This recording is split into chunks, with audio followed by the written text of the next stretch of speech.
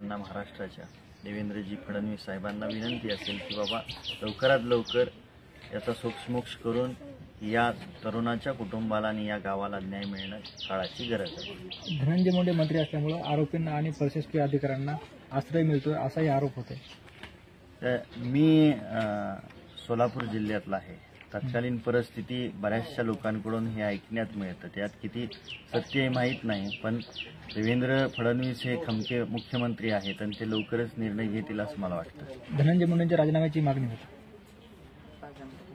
त्याचे जर कुठं त्यात धागेदोरे असतील तर मागणी होणं निश्चितपणे, त्याच्यात वास्तव्य असेल तर निश्चितपणे लोक मागणी करणं हे स्वाभाविक आहे आणि जर तसे धागेदोरे सापडले तर मागणी करण्यापेक्षा एक नैतिक जबाबदारी म्हणून त्यांनीच राजीनामा देणं गरजेचं आहे असं मला वाटतं। धनंजय मुंडेंनी यापूर्वी स्पष्ट केलं होतं की वाल्मिक कराड जे आरोपी आहेत ते माझ्या जवळचे आहेत, मात्र ते आता असं म्हणतात की जे आरोपी आहेत त्यांना फाशी दिली पाहिजे, फास्ट ट्रॅक कोर्टाचा खटला चालला पाहिजे। काय वाटतं दोन्ही भूमिकेवर?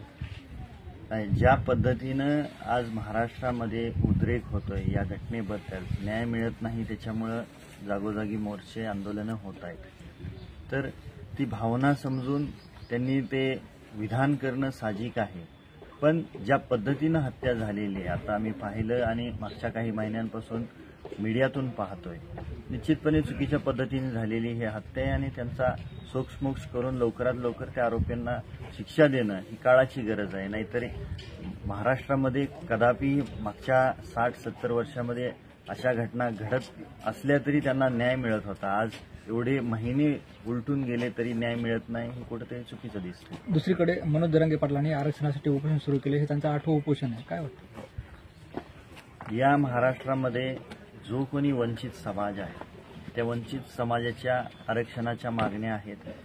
शासनाने त्यांच्या कायद्याच्या चौकटीत बसवून जे समाज आरक्षण मागतात त्यांना कायमस्वरूपी आरक्षण देणं ही शासनाची जबाबदारी आहे। शासनाने ती जबाबदारी चांगल्या पद्धतीने उचलावी आणि मराठा समाजाला असेल, धनगर समाजाचा आहे, कोळी बांधवांचा आहे, मुस्लिम समाजाचा आहे, लिंगायत समाजाचा आहे, जे खेडोपाडी भटकंती करणारा जो गाडीवाला समाज आहे त्या समाजाचा आहे, वडार समाजाचा आहे, किंवा आमच्या भागात कोळी बांधवांना, महादेव कोळी बांधवांना जातीचं प्रमाणपत्र मिळत नाही, अशा बऱ्याचशा आरक्षणाच्या अडचणी आहेत, त्या लवकरात लवकर शासनाने सोडवण्याची जबाबदारी शासनाची आहे, लवकरात लवकर सोडवाव्याची माझी विनंती।